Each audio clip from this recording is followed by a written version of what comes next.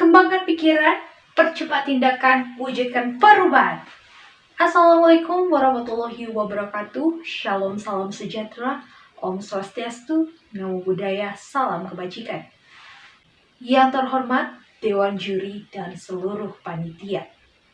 Pertama-tama, marilah kita mengucapkan puji dan syukur kepada Tuhan Yang Maha Kuasa, karena atas berkat-Nya kita dapat melakukan kegiatan kita pada kesempatan kali ini.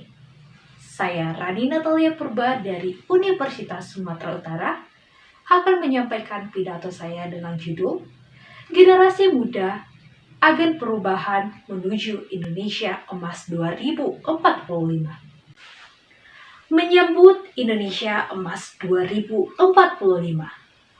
Indonesia Emas 2045 merupakan masa 100 tahun kemerdekaan Indonesia, di mana pada tahun 2045, Indonesia akan mengalami bonus demografi, yaitu sekitar 70% penduduknya berada dalam usia produktif. Hal ini tentu menjadi peluang bagi bangsa Indonesia untuk melakukan perubahan-perubahan demi memajukan bangsa ini. Perubahan-perubahan ini tentunya tidak lepas dari tangan masyarakat, terutama generasi muda, mengingat generasi muda memiliki semangat, kreativitas, inovasi, inisiatif, serta produktivitas yang lebih tinggi. Insinyur Soekarno pernah berkata, "Beri aku 1000 orang tua, niscaya akan kucabut Semeru dari akarnya. Beri aku 10 pemuda, niscaya akan kuguncangkan dunia." Hal ini berarti bahwa perubahan-perubahan terbesar terjadi di tangan generasi muda. Lalu pertanyaannya, bagaimana generasi muda sekarang ini dapat berkontribusi, terutama menjadi agen perubahan atau agent of change, dalam mewujudkan generasi emas 2045 yang merupakan salah satu impian bangsa Indonesia saat ini? Saudara-saudari yang saya kasihi, terdapat 4 pilar yang dapat menjadi dasar bagi generasi muda dalam melakukan perubahan. Yang pertama, dari segi pembangunan manusia serta pengembangan ilmu pengetahuan dan teknologi, generasi muda dapat berkontribusi melalui pengembangan pendidikan serta literasi digital, termasuk inovasi-inovasi teknologi dalam bidang sains data, machine learning, artificial intelligence, dan Internet of Things atau IoT yang saat ini sangat berdampak dalam berbagai aspek kehidupan. Kita dapat melihat masa sekarang ini, negara-negara di dunia, termasuk Indonesia, diperhadapkan dengan tantangan global, yaitu pandemi COVID-19, sehingga menuntut negara-negara di dunia untuk berinovasi di bidang teknologi kesehatan.